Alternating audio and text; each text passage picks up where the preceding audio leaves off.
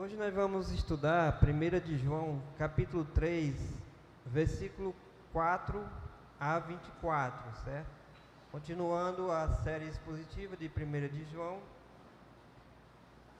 E o título da mensagem é Os requisitos de justiça, da justiça e do amor na vida do verdadeiro cristão.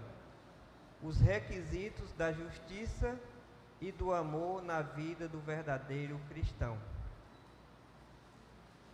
A gente tem visto que o apóstolo João, ele tem ensinado, através dessa carta, como reconhecer o verdadeiro cristianismo através de provas doutrinárias e morais, que se expressam pela obediência e pelo amor. No texto de hoje será analisado novamente a prova moral, Então, João tem mostrado, tem ensinado aos irmãos, tanto daquela época como para hoje, para nós, como reconhecer o verdadeiro cristianismo na nossa vida e na vida dos nossos irmãos ou dos nossos líderes, dos nossos professores, dos nossos pregadores, pastores. E essa análise, esse reconhecimento, ele tem que se dar através de provas doutrinárias, ou seja, aquilo que está sendo pregado, ensinado, realmente é a verdade, é o evangelho verdadeiro. Desde o início que João, ele insiste nesse ponto, porque ele sabe que se a doutrina estiver errada, nada pode mais prestar, porque se o ensino está errado, vai vir o pecado, vai vir problemas para a igreja do Senhor, porque nada de bom é construído sobre uma mentira. Então tem que ter a doutrina correta, mas aí ele diz que os verdadeiros crentes, eles têm a doutrina correta, eles creem naquilo que é correto, que é bíblico, mas eles vivem de acordo com esse ensino, ou seja, ele tem demonstração moral na vida deles, prática, que se expressa através da obediência aos mandamentos do Senhor e pelo amor, tanto ao Senhor como aos irmãos, como ao próximo. Isso demonstra a verdadeira fé e uma fé correta naquilo que é verdadeiro. No texto de hoje vai ser analisado novamente a questão moral. Como é que está nossas vidas? Como é que está com relação à obediência à palavra de Deus? É muito importante isso aí. E aí a gente vai ver, vamos ler o texto da palavra de Deus, do capítulo 3, versículo 4 ao 24. Vou abrir aqui, eu acho que todos já abriram, 1 de João, capítulo 3, verso 4. O pastor pregou até o 3, E o verso 4, ele vai dizer o seguinte: todo aquele que pratica o pecado também transgride a lei, porque o pecado é a transgressão da lei. Sabeis também que ele se manifestou para tirar os pecados, e nele não existe pecado. Todo aquele que permanece nele não vive pecando. Todo aquele que vive pecando não o viu nem o conheceu. Filhinhos, não vos deixeis enganar por ninguém. Aquele que pratica a justiça é justo, assim como ele é justo. Aquele que pratica o pecado procede do diabo, porque o diabo vive pecando desde o princípio. Para isto se manifestou o Filho de Deus, para destruir as obras do diabo. Todo aquele que é nascido de Deus não vive na prática de pecado, pois o que permanece nele é a divina semente. Ora, esse não pode viver pecando, porque é nascido de Deus. Nisto são manifestos os filhos de Deus e os filhos do diabo. Todo aquele que não pratica justiça não procede de Deus, nem aquele que não ama a seu irmão. Porque a mensagem que ouviste desde o princípio é esta: que nos amemos uns aos outros, não segundo Caim, que era do maligno e assassinou a seu irmão. E por que o assassinou? Porque as suas obras eram más e as de seu irmão justas. Irmãos, não vos maravilheis se o mundo vos odeia. Nós sabemos que já passamos da morte para a vida, porque amamos os irmãos. Aquele que não ama permanece na morte. Todo aquele que odeia seu irmão é assassino. Ora, vós sabeis que todo assassino não tem a vida eterna permanente em si. Nisto conhecemos o amor, que Cristo deu a sua vida por nós, e devemos dar nossa vida pelos irmãos. Ora, aquele que possui recursos deste mundo e vir a seu irmão padecer necessidade e fechar-lhe o seu coração, como pode permanecer nele o amor de Deus? Filhinhos, não amemos de palavra nem de língua, mas de fato e de verdade. E nisto conheceremos que somos da verdade, bem como perante ele tranquilizaremos o nosso coração. Pois se o nosso coração nos acusar, certamente Deus é maior do que o nosso coração, conhece todas as coisas. Amados, se o coração não nos acusar, temos confiança diante de Deus, e aquilo que pedimos dele recebemos, porque guardamos os seus mandamentos e fazemos diante dele o que lhe é agradável. Ora, o seu mandamento é este: que creiamos em o nome do seu Filho, Jesus Cristo, e nos amemos uns aos outros, segundo o mandamento que nos ordenou. E aquele que guarda os seus mandamentos permanece em Deus, e Deus nele. E nisto conhecemos que ele permanece em nós, pelo Espírito que nos deu. Então nós vimos aí um trecho, de 4 a 24, mas a gente vai ver duas partes principais aqui nesse trecho. O primeiro, ele é que vai do versículo 4 ao 10. Versículo 4 ao 10. E ele mostra a questão de que Deus requer da vida daqueles que são seus filhos verdadeiros justiça, retidão. Ou seja, andar segundo a sua palavra, seguindo os seus mandamentos. Ou seja, o verdadeiro cristão, ele não vive na prática habitual do pecado. É o que mostra esse trecho. Ele mostra aqui a gente pode ler novamente para a gente ver os detalhes. Todo aquele que pratica o pecado o pecado também transgride a lei, porque o pecado é a transgressão da lei. Sabei também que ele se manifestou para tirar os pecados, e nele não existe pecado. Todo aquele que permanece nele não vive pecando. Todo aquele que vive pecando não viu nem o conheceu. Então, a gente vê claramente aí que está tratando da questão da retidão, Vou continuar até o 10. Filhinho, não os deixeis enganar por ninguém. Aquele que pratica a justiça é justo, assim como ele é justo. Aquele que pratica o pecado procede do diabo, porque o diabo vive pecando desde o princípio. Para isto se manifestou o Filho de Deus, para destruir as obras do diabo. Todo aquele que é nascido de Deus não vive na prática do pecado, pois o que permanece nele é a divina semente. Ora, esse não pode viver pecando, porque é nascido de Deus. Nisto são manifestos os filhos de Deus e os filhos do diabo. Todo aquele que não pratica a justiça não procede de Deus, nem aquele que não ama o seu irmão. Então, a gente vê nesse trecho aí, até o 10, do 4 ao 10, tratando como a vida do cristão. A vida do cristão não pode ser uma vida caracterizada pela prática contínua, rotineira do pecado. Não. Isso é que caracteriza a vida do não cristão. O cristão tem que viver uma vida reta. E por que o cristão, o Filho de Deus, tem que viver uma vida reta? Eu vou enumerar aqui 4 razões para isso, que foi retratada no texto. Primeiro, o versículo 4 vai dizer o seguinte, o versículo 4 diz: todo aquele que pratica o pecado também transgride a lei, porque o pecado é a transgressão da lei.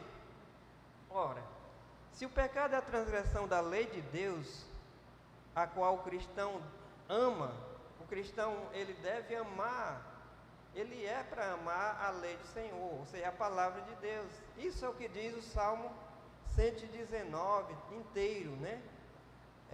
Falando sobre a palavra de Deus, quanto amo a sua lei, né? Então, ele não vai ser rebelde contra ela. O cristão, ele não vai ser rebelde contra os mandamentos de Deus. Ser revoltado, não concordar com esses mandamentos, ou não querer praticar esses mandamentos, ou estar nem aí para os seus mandamentos, indiferente. Então, o cristão, ele não é como as pessoas que não conhecem a Deus, que não ligam se isso agrada a Deus ou se não agrada. O que importa é se me agrada, se eu faço o que eu gosto, o que eu quero. Isso aí é uma prática comum no mundo aí que não conhece a Deus. Mas na vida do cristão, não. Então, se você vê um crente desse tipo, já é assim para ficar um pé atrás. Será que conhece mesmo Cristo? Será que realmente foi convertido? Então, o pecado é a transgressão da lei de Deus. Ninguém que não gosta da lei de Deus, que não gosta de praticar a lei de Deus, que é até contra mandamentos, não concorda com mandamentos da lei de Deus, esse não conhece a Deus. Segunda razão, o pecado é contra a obra santificadora de Cristo por nós e em nós. O versículo 5 diz isso: sabei também que aquele que se manifestou para tirar, que ele se manifestou para tirar os pecados, e nele não existe pecado. Está falando de Jesus. Todo aquele que permanece nele não vive pecando. Todo aquele que vive pecando não viu nem o conheceu. Então, a segunda razão, o pecado é contra a obra santificadora de Cristo. Cristo morreu na cruz para quê? Ele morreu na cruz para nos livrar da condenação do pecado, do poder do pecado e da presença do pecado. Santificação instantânea. Na hora que aceitamos Cristo, nós somos livres da condenação do pecado, ou seja, já somos separados para a vida eterna, para o céu, para o paraíso. Então, nós já estamos absolvidos, estamos inocentados pelo sangue de Cristo. Ele pagou os nossos pecados. Mas Cristo, ele morreu na cruz não somente para nos livrar da condenação, mas também para nos livrar do poder do pecado na nossa vida. Tudo que Cristo fez foi para nos livrar da condenação, mas também livrar do poder do pecado. Ou seja, a pessoa crê em Cristo, ela já é salva, ela não vai mais para a condenação eterna, para o inferno. Mas Deus, ele não quer que o pecado continue fazendo estrago na vida do seu filho, dos seus filhos. Pecado, irmão, ele só traz morte, ele só traz desgraça. Então Deus, ele não quer que nós, como filhos dele, sejamos mais afetados pelo pecado como nós éramos antes, porque não ligávamos se aquilo era pecado ou não, se aquilo terminava mal ou não. A gente queria praticar o pecado. Então, Deus, ele quer nos livrar do poder do pecado, ele quer nos libertar. Se nós somos escravos, éramos escravos de algum pecado, Deus quer nos libertar. Porque quanto menos pecado na nossa vida, melhor para nós mesmos. Certo? Então, Deus, a obra dele, ele colocou o Espírito dentro de nós para que essa obra, não somente a gente seja perdoado e salvo para viver com Cristo eternamente, mas também para que, enquanto nós estamos aqui na terra, estejamos cada vez mais sendo santos, pecando menos, porque isso trará menos efeitos sobre nossa vida e sobre a vida dos outros, porque os pecados, eles afetam não somente a nossa vida, afetam a vida das outras pessoas. Tem pecados que afetam diretamente mais a nós mesmos, como você tem um vício de droga, de alguma coisa que lhe prejudica, mas muitos pecados, a grande maioria dos pecados vai prejudicar outras pessoas ao nosso redor. O pecado atrapalha também na vida do cristão, que já é perdoado, já é salvo, mas ele quer que os seus amigos, quer que seus familiares também creiam. O pecado atrapalha o testemunho do cristão, impedindo, fazendo com que o cristão ele não tenha crédito. Se ele ainda peca e cai em alguns pecados, até que sejam graves, isso pode ser pedra de tropeço para seus próprios familiares, para os seus amigos. Então nós temos que evitar ao máximo isso também. Os efeitos do pecado sobre os outros, sobre a salvação dos outros, sobre a vida dos outros. Então, nós temos que ver que Deus ele quer nos livrar do poder do pecado na nossa vida. Estamos livres da condenação, mas temos que estar livres do poder do pecado também. E agora nós temos o Espírito Santo para combater dentro de nós contra o pecado. E o plano de Deus é que a gente um dia vai estar livre da presença do pecado. Quando nós morrermos, nós vamos para a presença, vamos ser glorificados, vamos para a presença de Cristo e lá não vai ter pecado.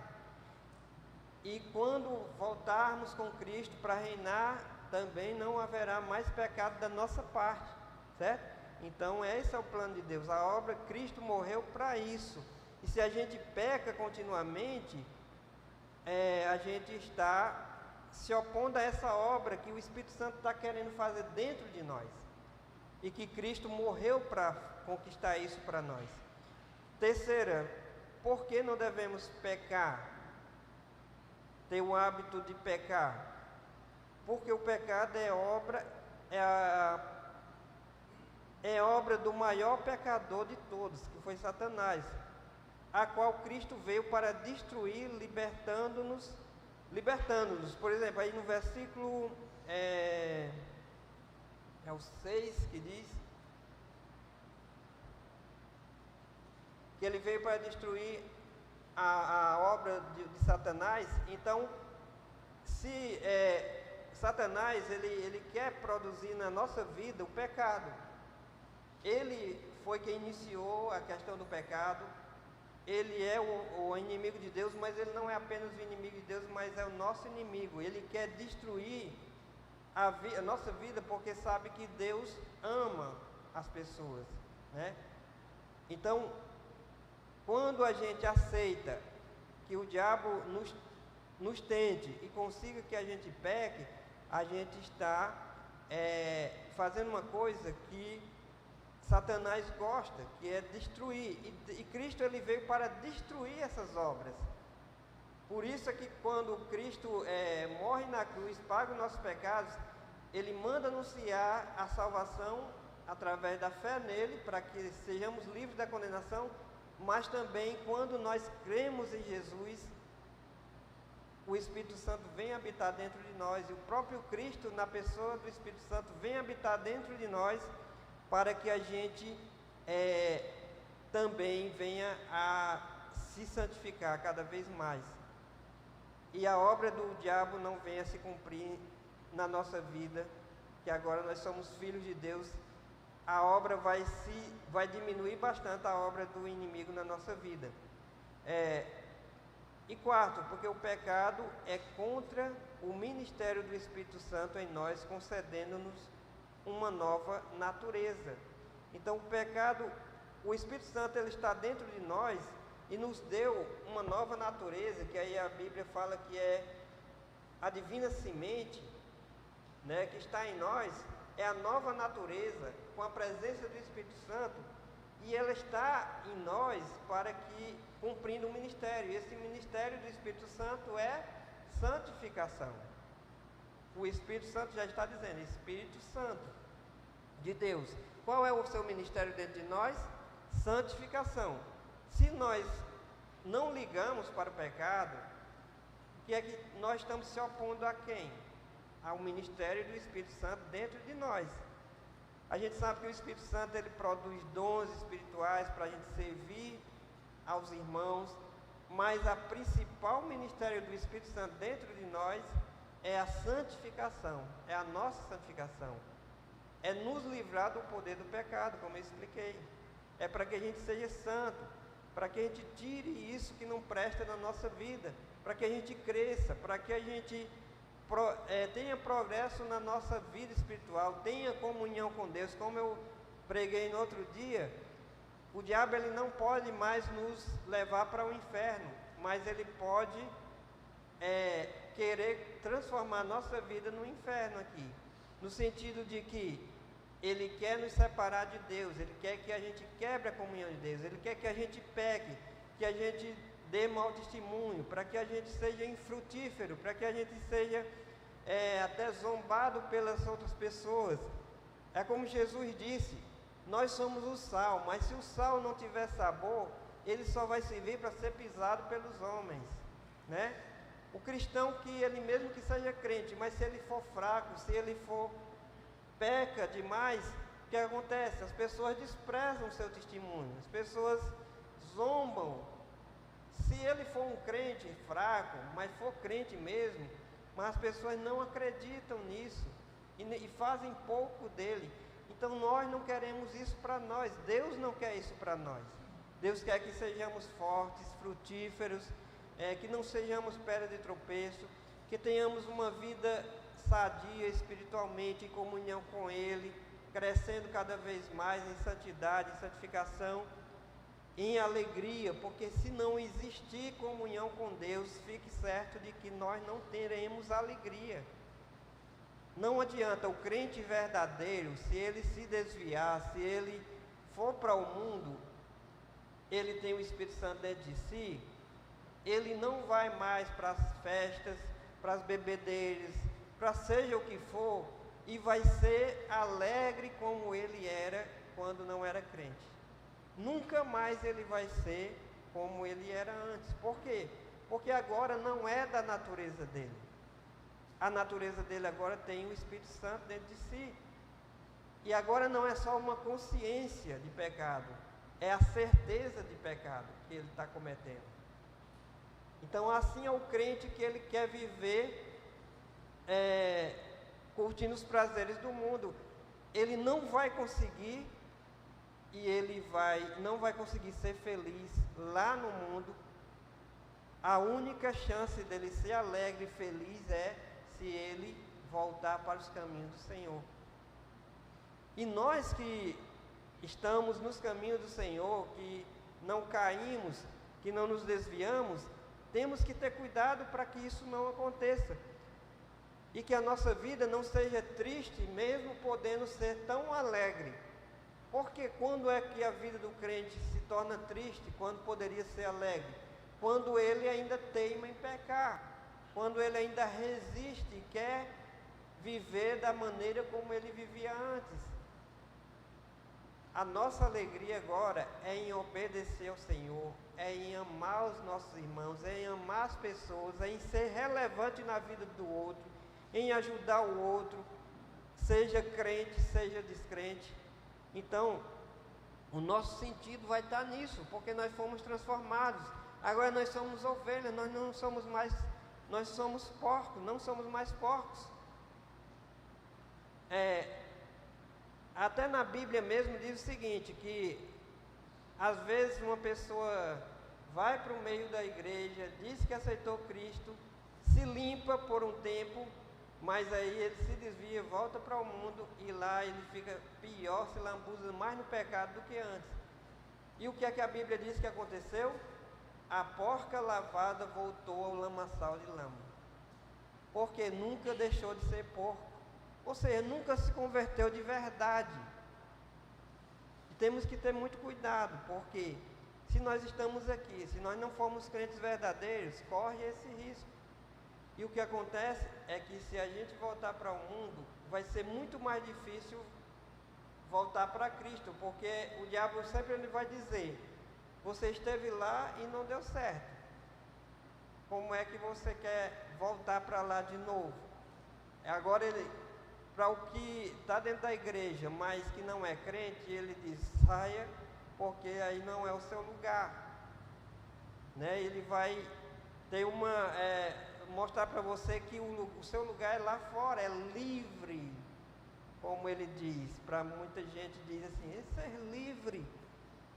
Ser livre, na realidade, é ser escravo dos seus pecados, é ser enganado pelo diabo.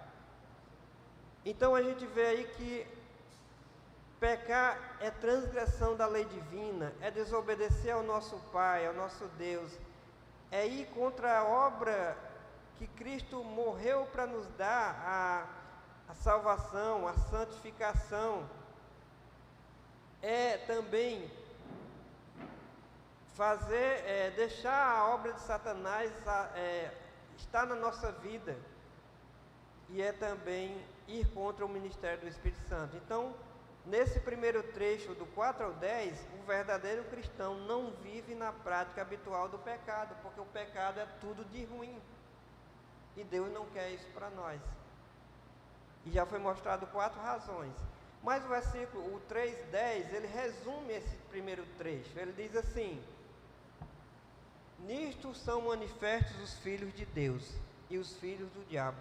Todo aquele que não pratica a justiça não procede de Deus, nem aquele que não ama seu irmão. Ele resume essa pregação todinha nos 2 tópicos que eu coloquei. Eu falei do primeiro tópico. O cristão, ele não vive na prática do pecado. Como viviam os falsos mestres da época de João, como viviam os falsos crentes da época de João, como vivem os falsos crentes na nossa vida atual, como vivem os falsos mestres na vida atualmente. É a mesma condição. Ele diz aqui, ele resume, olha, existe somente 2 tipos de filhos no mundo: os filhos de Deus e os filhos de Satanás. Eu estou falando disso espiritualmente. Espiritualmente, só existem os filhos de Deus e os filhos do diabo. Quem são os filhos de Deus?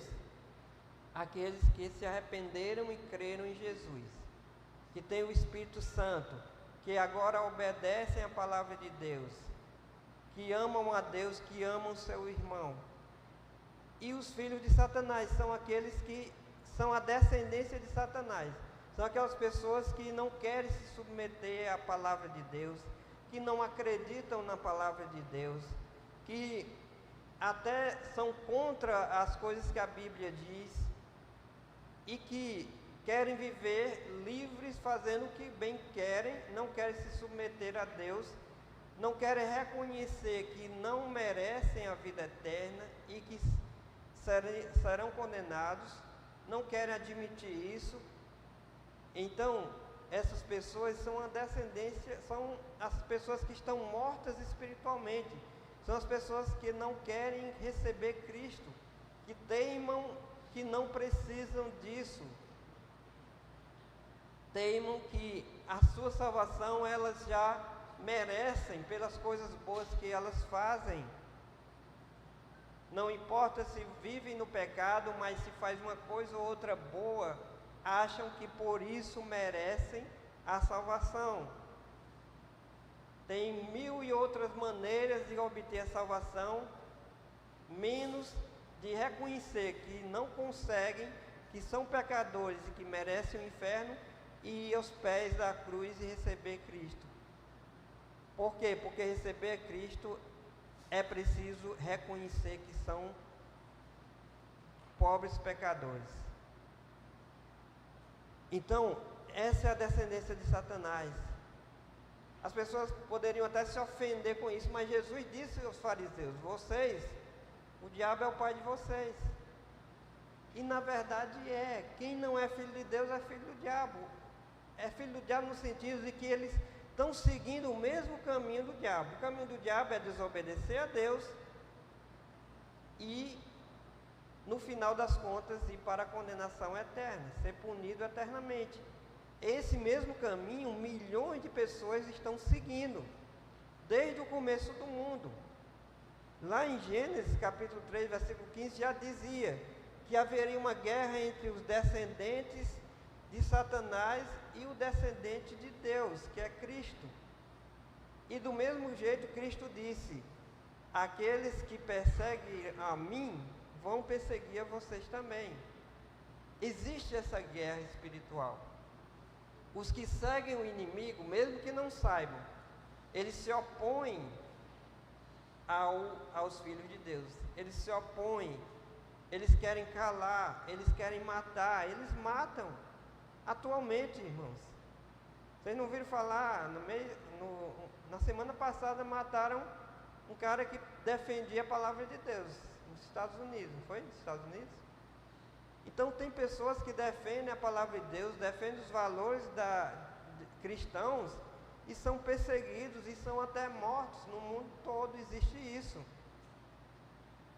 Então, a gente tem que se avaliar: nós somos filhos de Deus ou estamos no caminho largo que vai no mesmo caminho de Satanás para a condenação eterna?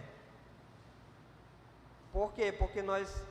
Porque aqueles que não reconhecem que são pecadores, que vivem em desobediência à palavra de Deus, que não querem nem saber o que é obediência e o que é desobediência, eles são descendência de Satanás. E João está denunciando porque ele diz: olha, essas pessoas que estão dentro da igreja, que são os falsos mestres, que são os falsos crentes, eles não amam aos irmãos, eles odeiam, eles querem ensinar o erro, eles querem desviar essas pessoas do caminho certo. E existem essas pessoas hoje nas igrejas, existe na mídia principalmente, muitas pessoas que estão querendo desviar as pessoas do caminho certo, com palavras até bonitas, parecendo espirituais, mas que na realidade são contrários, são heresias. E as pessoas que não conhecem a palavra e nem querem conhecer, são enganadas por eles e seguem e vão ser destruídas porque são descendência do inimigo. Então vamos lá, vamos agora para a segunda parte, que é o requisito do amor, que vai do versículo 11 até o 24. Ele diz: porque a mensagem que ouviste desde o princípio é esta, que nos amemos uns aos outros, não segundo Caim, que era do maligno e assassinou a seu irmão. E porque o assassinou? Porque as suas obras eram más e as de seu irmão justas. Esse trecho, irmãos, do 11 ao 24, ele é dividido em duas partes. De 12 a 17, ele vai falar daqueles que têm uma falta de amor, e essa falta de amor, ela é por parte dos filhos do diabo, e ela manifesta-se com 3 características. A falta de amor, que é do versículo 12 a 17, que são o maior exemplo, né? O exemplo do início foi Caim, que era do maligno e assassinou seu irmão. E por que o assassinou? Porque as suas obras eram más e as de seu irmão justas. Irmãos, não vos maravilheis se o mundo vos odeia. Nós sabemos que já passamos da morte para a vida porque amamos os irmãos. Aquele que não ama permanece na morte. Todo aquele que odeia a seu irmão é assassino. Ora, vós sabeis que todo assassino não tem a vida eterna permanente em si. Nisto conhecemos o amor, que Cristo deu a sua vida por nós e devemos dar nossa vida pelos irmãos. Ora, aquele que possuir recursos deste mundo e via seu irmão padecer necessidade e fechar-lhe o seu coração, como pode permanecer nele o amor de Deus? Então esse trecho aí, irmãos,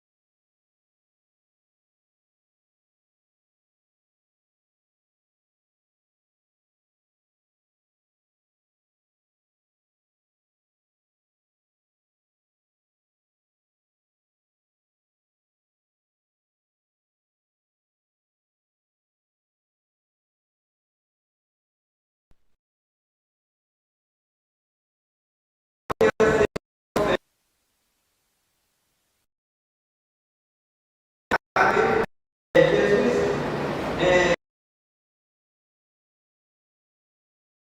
vai ser contra você.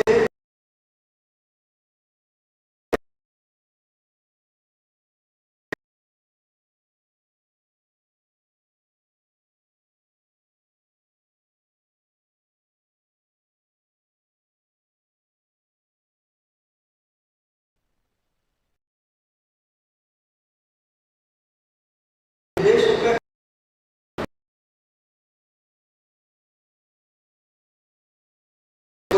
dele.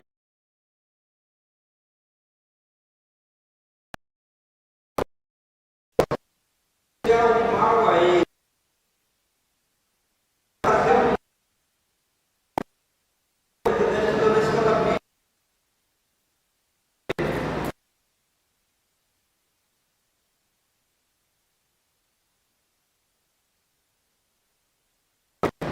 E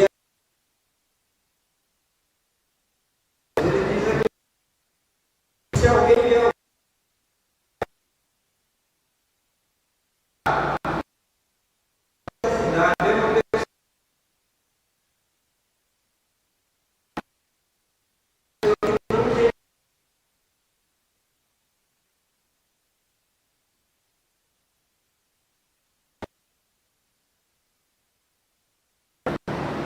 gente que a gente vê nas pessoas.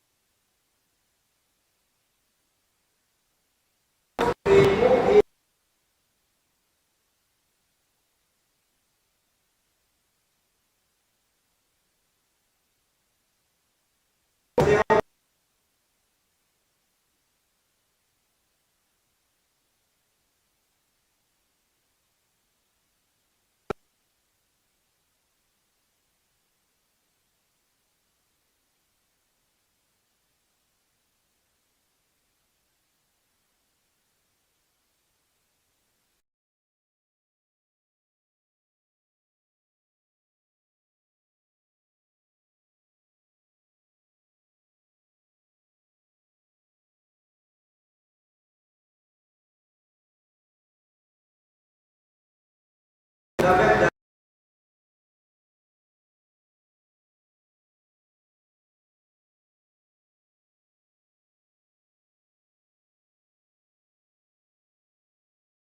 coisas.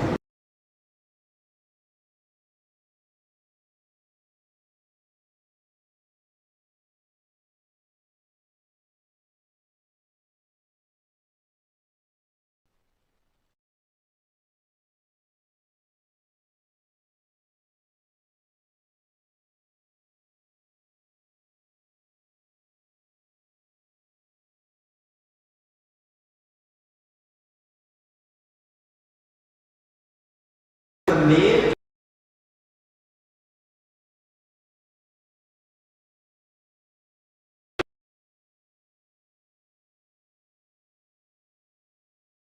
três. Que creiamos em o nome do Filho Jesus Cristo, ou seja, que aceitemos Cristo e o seu sacrifício para a nossa salvação e nos amemos uns aos outros. Esse aí está falando dois mandamentos grandiosos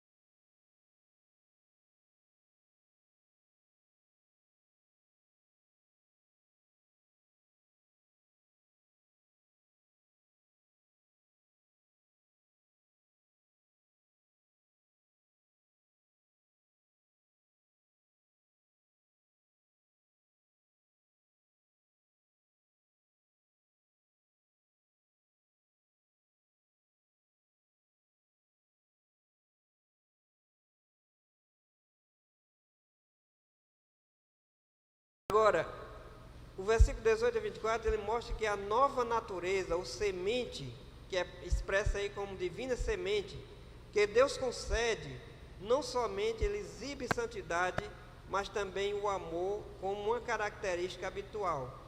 Ora, se o pecado não é para ser uma coisa habitual na vida do crente, e sim a obediência aos mandamentos de Deus, o amor tem que ser uma coisa habitual na vida do crente. O amor tem que ser uma coisa habitual, e não o desamor, a falta de amor, a falta de interesse pelas coisas do próximo, por ajudar o próximo. Isso aí não é característica de cristão. A característica do cristão é o amor. E o que é que o amor que eu estou falando? O que é o amor que eu estou falando?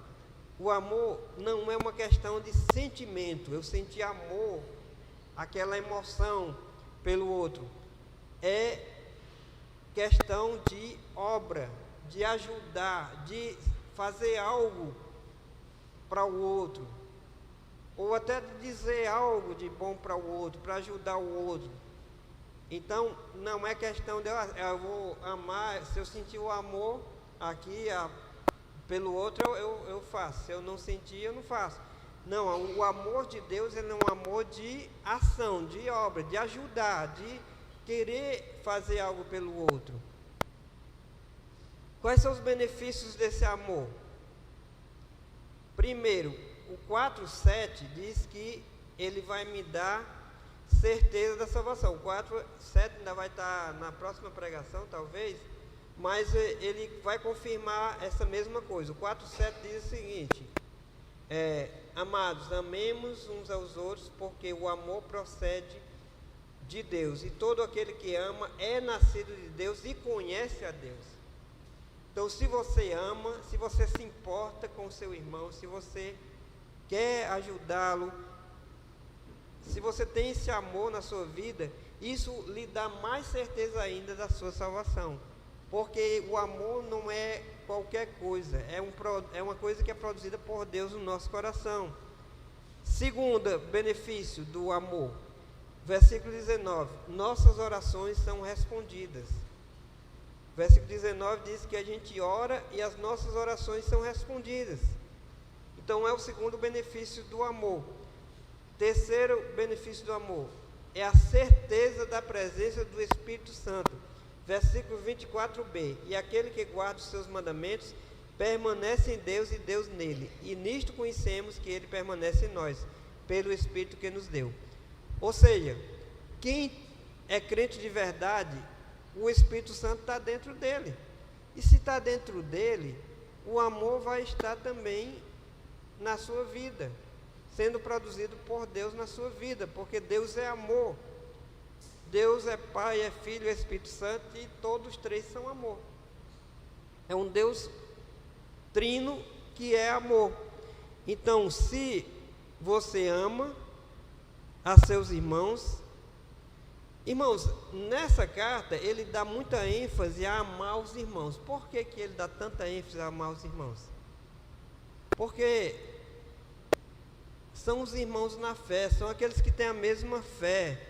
O mundo é natural que não goste do crente, mas um crente não gostar de outro, eles são irmãos, eles creem no mesmo Jesus, eles têm a mesma fé. Então já não basta o mundo não gostar dos crentes, não gostar de nós, aí vai e não gostar. Não é justo um irmão gostar do outro porque é irmão de Cristo, né? Por isso que ele diz aqui. E o que está acontecendo lá naquela época? Os gnósticos, né, os que defendiam heresias aí, dizia que Jesus não tinha vindo em carne, dizia que o pecado é algo da carne, não vai afetar o espírito, que se você tiver conhecimento dos mistérios de Deus, você não vai ser afetado pelos pecados, que não precisa essa história de obediência aos mandamentos de Deus. Eram essas pessoas que, aqueles que não aceitavam esses ensinamentos, eles odiavam, tipo os fariseus. Os fariseus não odiavam Jesus? Não odiavam Jesus e levaram Jesus à morte na cruz? é a mesma coisa dos que são falsos crentes ou falsos mestres.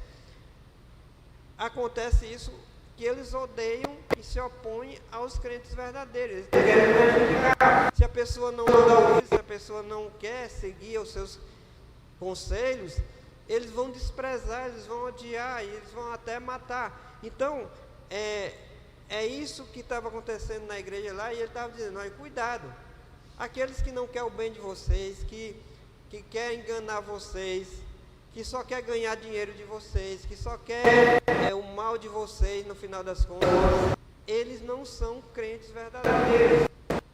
Eles não amam.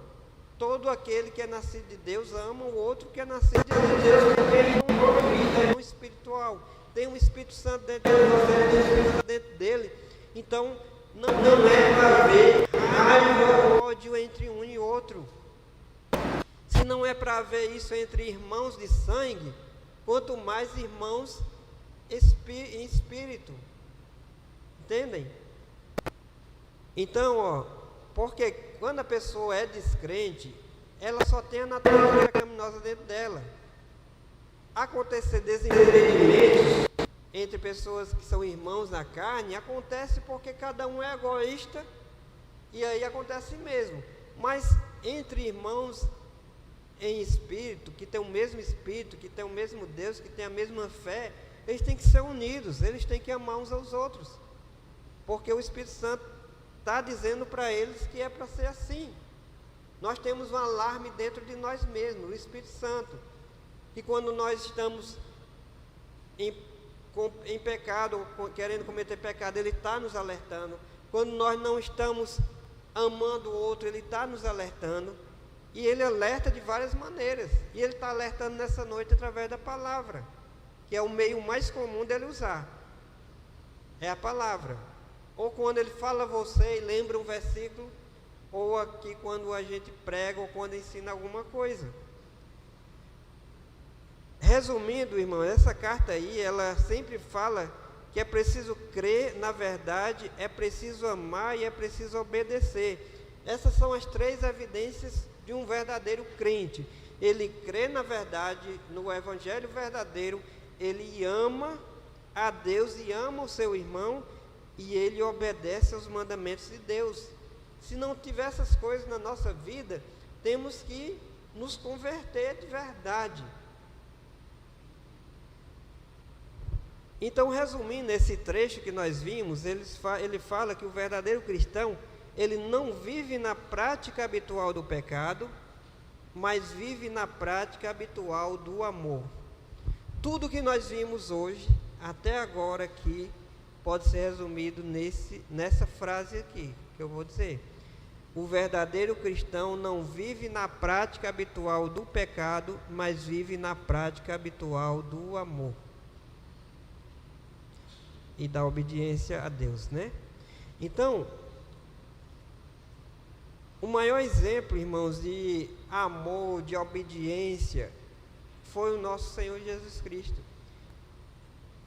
O que foi que ele fez? Aí no próprio trecho que a gente leu, a gente viu que Jesus, ele deu a vida dele por nós. Ele deixou o céu para vir à terra e pagar os nossos pecados, para que a gente tenha o perdão e a salvação, e depois tenha o Espírito Santo e nos santifique, e tenhamos um futuro eterno maravilhoso, e tenhamos alegria aqui na terra por obedecê-lo e por estarmos andando na verdade.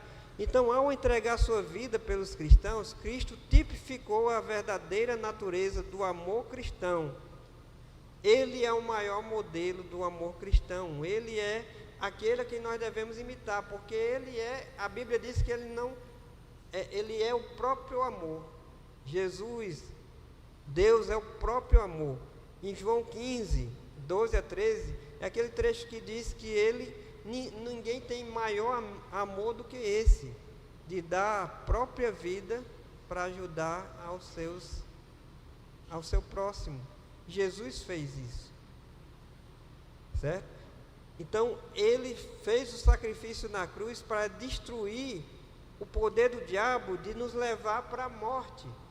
O diabo, ele plantou o pecado na raça humana, é o veneno que ele plantou, é o veneno da serpente, que leva à morte eterna, é o pecado. Mas Deus, no seu grande amor e misericórdia, desceu do céu, se tornou homem, sofreu e morreu, para com o seu sangue nos dar o antídoto e nos dar a vida eterna, através do seu sacrifício. E dá àqueles que são dele o poder de vencer o pecado, já agora, ter vitória sobre o pecado, e ainda viver futuramente, eternamente, livre da presença do pecado e para sempre serem felizes com Deus. Então Jesus, ele fez isso por amor. Por isso ele é o maior modelo que nós podemos ter de amor. Por isso é que ele diz: eu fiz isso por você, faça isso pelo seu irmão. Você diz, aí diz que aquele que ama, ele dá a vida pelo seu irmão. Quem ama de verdade chega a esse ponto de dar a vida pelo próximo, pelo seu irmão. Mas, às vezes, como ele disse aí, não é preciso nem dar a vida. Às vezes é preciso só dar um pouquinho para ajudar o outro. Ver o outro necessitado, ajudar. Ver o outro angustiado, procurar ajudar com aconselhamento, com a palavra de ajuda, de consolo. Então, às vezes não são sacrifícios grandes demais, é porque a gente não está disposto a fazer nem um sacrifício pequeno pelo nosso irmão. Mas o nosso amor tem que ser tão intenso que imite o de Cristo, de dar a vida pelo irmão, né? Então, Jesus, ele veio e ele destruiu o poder do diabo de levar as pessoas para o inferno. Com a vinda de Cristo e a morte no Calvário, ele quebrou o poder do diabo de levar todas as pessoas para a condenação. O diabo, ele queria que todas as pessoas fossem para o inferno, que é o lugar que ele vai, no final das contas. Mas ele não conseguiu e nem nunca conseguirá. Por quê?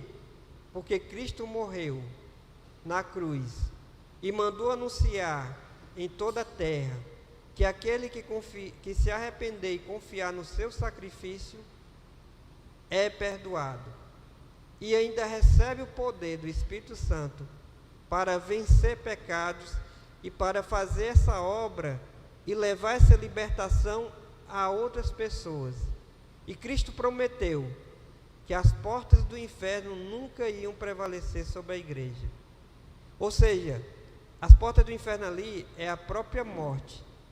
A igreja foi ameaçada e foi morta, milhares de pessoas, e ainda continua sendo. Mas nada disso impede da igreja avançar.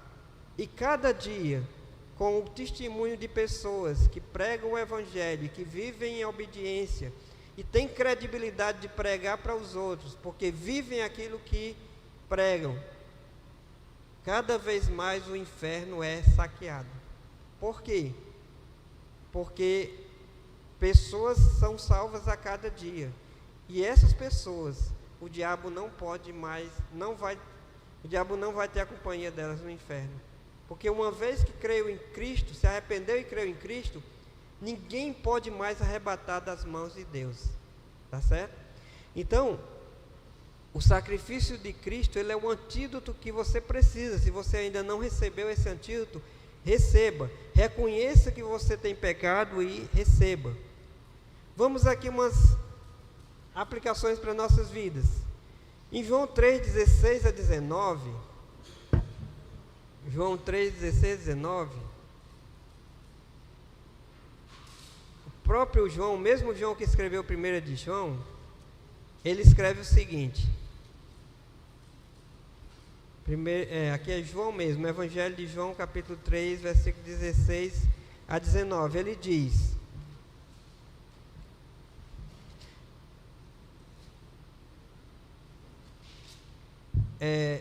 porque Deus amou o mundo de tal maneira que deu seu Filho unigênito, para que todo que nele crê não pereça, mas tenha a vida eterna. Porquanto Deus enviou seu Filho ao mundo, não para que julgasse o mundo, mas que o mundo fosse salvo por ele. Quem não crê não é julgado. Ou quem nele crê não é julgado. Quem nele crê não é julgado. Ou seja, se você já crê em Jesus, você não vai ser julgado. Você já é, quando morrer, já vai ser salvo para a vida eterna. O que não crê já está julgado. Aquele que morreu sem Jesus, sem crer em Jesus como Senhor e Salvador, já está julgado. Se morrer nessa condição, está julgado. Vai ser condenado ao inferno, vai para o inferno. Porquanto não crê, por que vai ser condenado? Porque não crê no nome do unigênito Filho de Deus. E como é a base do julgamento? O julgamento é este, que a luz veio ao mundo, Jesus veio ao mundo, morreu na cruz, sacrificou. E os homens amaram mais as trevas do que a luz, porque as suas obras eram más. As suas obras eram más. É a mesma coisa que disse lá de Caim. Porque as suas obras eram más, não adianta querer oferecer sacrifício a Deus, porque o sacrifício maior é o de Cristo. Ele não aceita outro sacrifício. As pessoas, com suas vidas de pecado, querem oferecer alguma coisa de bom para ser salvo, mas não vão ter, porque não há obra humana, nem sacrifício humano que possa ser feito para conquistar a salvação, que só pode ser conquistada por Jesus, com o seu sacrifício. Então, você crê que Cristo fez o sacrifício, que conquistou a sua salvação? Não deixe que o amor ao pecado o impeça de receber o maior presente de todos os tempos. Arrependa-se e creia nele. Não deixe que o seu amor ao pecado lhe impeça de receber Cristo nesta noite. Não deixe. Porque ele fez o sacrifício. Mas se você não receber esse sacrifício, se você amar mais o pecado do que a Deus, você vai ser condenado. Outra coisa, como está a sua guerra contra o pecado? Você tem vencido mais ou tem perdido? Existe realmente essa batalha dentro de você? A gente tem que se analisar, existe essa batalha, essa guerra espiritual dentro de nós? Porque se não existir, é porque você não é crente. Porque o crente tem essa batalha. Ele tem a natureza pecaminosa, mas agora ele tem uma nova natureza, que é a divina semente, que a gente viu nessa noite, que é o Espírito Santo vivificando o nosso espírito. Então, como está essa guerra? Você tem vencido ou tem perdido? Se existe a guerra, como é que você vai vencer mais do que perder? Se você der lugar ao Espírito, se você se fortalecer, se você fizer coisas que fortalecem sua vida espiritual. Você ama realmente a lei do Senhor, a sua palavra? Interessa-se em conhecê-la, em praticá-la? Qual a sua opinião sobre a Bíblia? Qual tem sido a sua relação com esse livro? Você tem lido diariamente? Tem buscado nela conhecer como agradar a Deus, como vencer o pecado? Porque aí diz que aquele que ama a lei é o crente verdadeiro, aquele que não se importa, que é indiferente, que não está nem aí com a palavra de Deus, esse não é nem crente. Mas nós crentes, como temos tratado a lei? Temos estudado, temos aproveitado as oportunidades. A escola bíblica está aí todas as sextas-feiras. Você tem vindo estudar a palavra de Deus junto com os outros irmãos? Como você avalia o seu amor pelos seus irmãos, e em especial, e pelo próximo? Como você avalia o seu amor pelo irmão, pelos irmãos? Você tem feito coisas que demonstram realmente, na prática, que você ama seu irmão, que você se preocupa com ele? Nós somos uma família da fé. Temos que ajudar uns aos outros. Uns têm uma fraqueza, outros têm outro, então a gente tem que ir nos ajudando. A brasa tem que estar perto do braseiro. Se ela se distanciar, ela se apaga, ela vai se apagando. Então, como você avalia o seu amor? Quando você se avalia, você sente dúvida se é crente ou não? Aí ele diz que pode ser que o nosso coração, a gente se avalie e diz, rapaz, eu não sei se eu sou crente. Mas a Bíblia diz que aqueles que têm Cristo, nenhuma condenação vai vir sobre ele.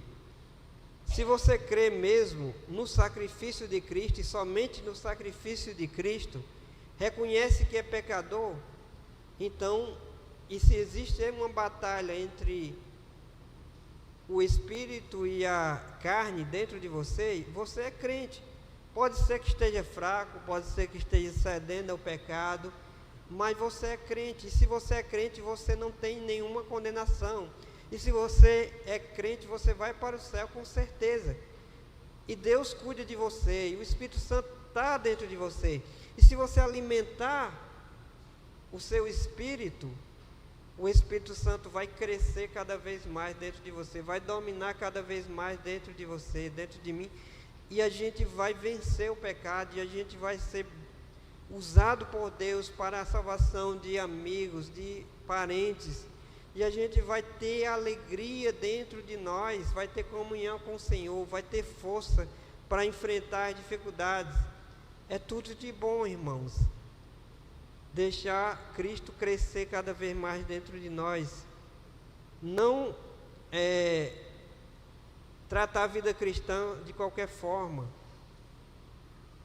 A gente tem que ter essas coisas dentro de nós, porque se nós tivermos isso, nós temos gratidão, nós sentimos seguros e nós temos alegria na nossa vida.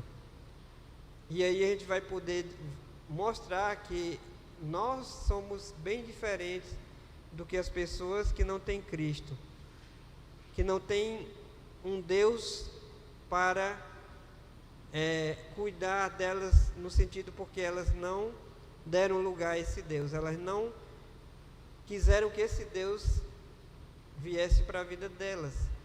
Então a gente precisa viver uma vida abundante, e ela é totalmente possível, porque se nós somos filhos de Deus, se nós temos o Espírito, nós vamos ter essas características.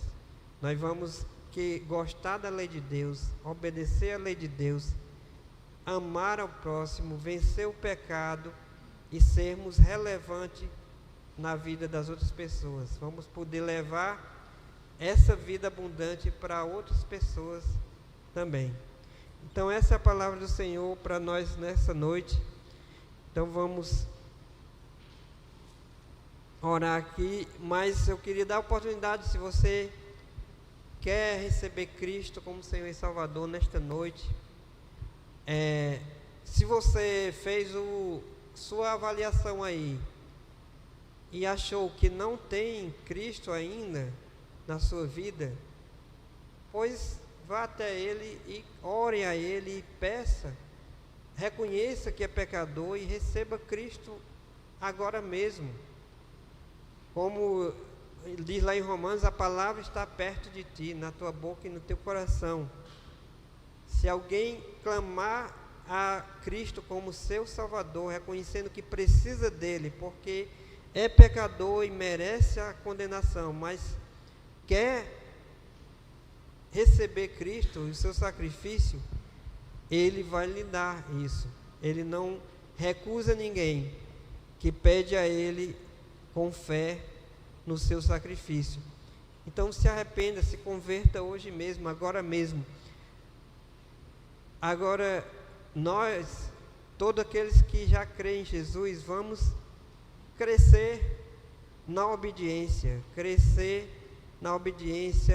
vencendo pecados que tem na nossa vida, se alimentando cada vez mais da palavra, da comunhão uns com os outros.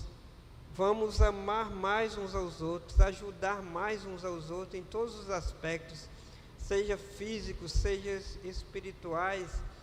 Em todas as áreas a gente tem como ajudar uns aos outros, porque tem coisas que eu sou mais forte do que você, tem outras que você é mais forte do que eu, e aí a gente vai nos ajudando uns aos outros. Vamos praticar os dons que Deus dá, porque esses dons é para servir uns aos outros.